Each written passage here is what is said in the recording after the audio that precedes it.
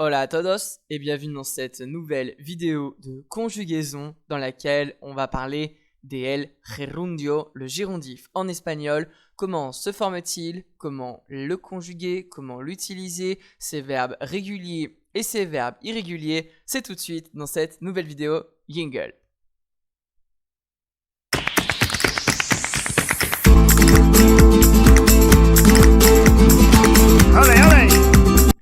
Alors le gérondif, c'est un temps ou du moins un mode assez courant dans la langue espagnole et il faut savoir bien l'utiliser puisque les Espagnols mais aussi les Latinos ont tendance à beaucoup l'utiliser. Alors pour comprendre déjà ce que c'est le gérondif, on va l'expliquer déjà en français puisque le gérondif espagnol aura exactement la même valeur que la langue française, à savoir deux formes.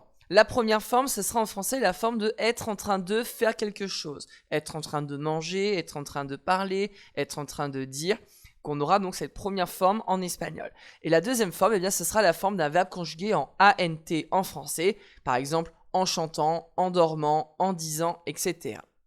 Alors, pour déjà comprendre comment la conjugaison de gérondif se passe en espagnol, il faut les reprendre au niveau des groupes. Puisque en espagnol, on aura deux groupes pour le gérondif. Le premier groupe, AR, et le deuxième groupe, ER, IR. Alors, avant de parler de la construction du gérondif, parlons de sa conjugaison. Comme je vous disais, donc on a deux terminaisons différentes, puisque le gérondif se forme à partir du radical du verbe, et non pas l'infinitif. On va donc prendre le radical du verbe, et pour un verbe régulier du premier groupe, on lui rajoutera la terminaison ando. Si le groupe est ER, yendo, et si le groupe est IR, yendo. Exactement la même construction que le groupe ER.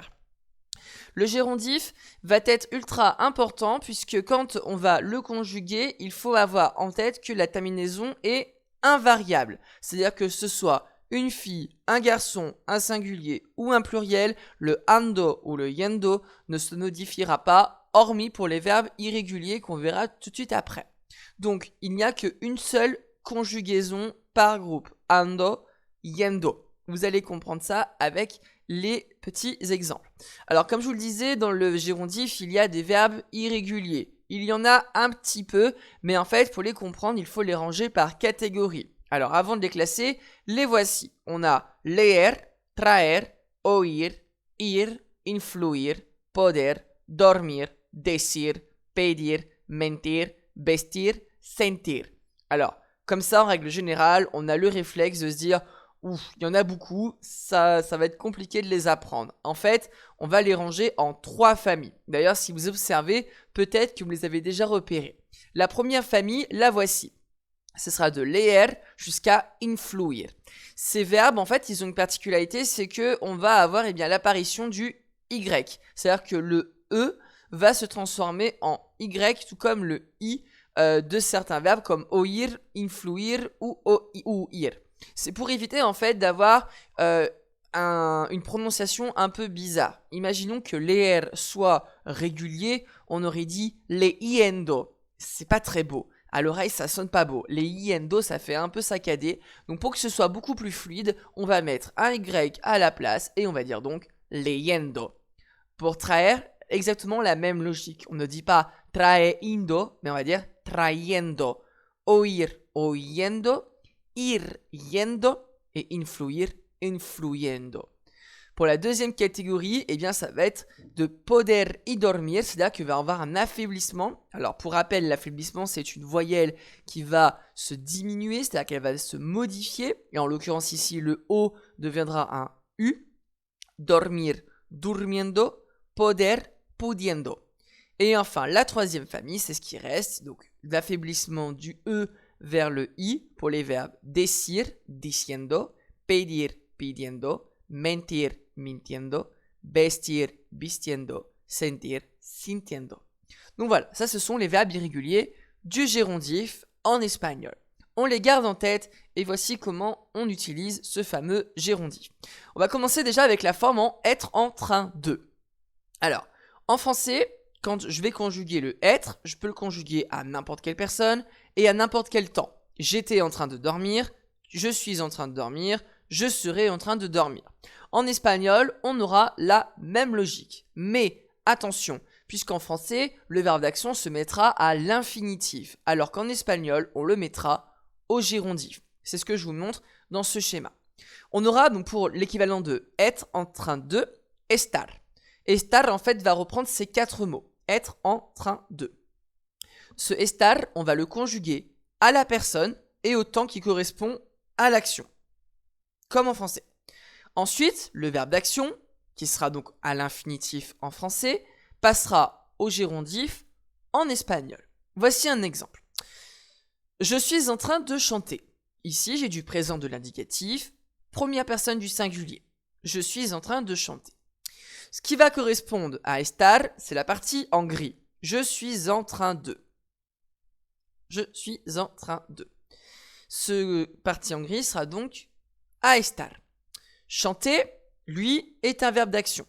C'est le verbe d'action à l'infinitif en français qui passera au gérondif en espagnol. Du coup, je conjugue le estoy pour le je suis en train de. Et à estoy, je vais rajouter le gérondif du verbe cantar, chanter, cantando. Estoy cantando. Je suis en train de chanter. Estoy cantando. Et là, on a le gérondif. Autre exemple. Tu es en train de dire. Encore une fois, je repère le verbe d'action. Dire. Le verbe d'action, ici à l'infinitif, passera au gérondif en espagnol. Le tu es en train de représentera le estar.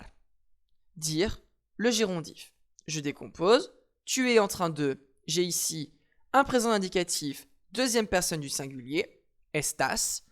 Dire est un verbe irrégulier du gérondif. Je fais donc bien attention. Diciendo. Estás diciendo. Et ici, j'ai la phrase, donc tu es en train de dire en espagnol. Estás diciendo. On pourrait s'amuser à conjuguer ce estás diciendo, par exemple, à l'imparfait indicatif. Estabas diciendo. Ou au futur. Estarás diciendo. Et je constate que le diciendo, il ne bouge pas. Il reste invariable. Peu importe le temps, peu importe la personne. Exemple, estoy diciendo, estás diciendo, está diciendo, estamos diciendo, estáis diciendo ou están diciendo. Je n'ai pas de modification. Mon verbe gérondif est invariable. Passons maintenant à l'autre forme du gérondif en espagnol, à savoir la forme gérondif direct. Exemple. En français, j'ai en marchant. Bon, par exemple, en marchant, j'étais en train de lui parler. Bon, en marchant. La première chose à faire en espagnol, c'est éliminer ce en. On retire le en. Et surtout, on ne va pas l'inventer en espagnol puisque le gérondif ici se placera directement par le verbe d'action. Caminando. Caminando. En marchant, caminando. On retire ce en. On ne met rien devant, on ne met rien derrière au niveau verbal. Caminando veut dire en marchant. Autre exemple avec la phrase en dormant. Attention, verbe irrégulier. Je supprime le en, je ne le veux pas en espagnol, il n'existera pas. Et je conjugue directement mon verbe d'action au gérondif espagnol, durmiendo. Et là, j'ai ma forme du gérondif direct.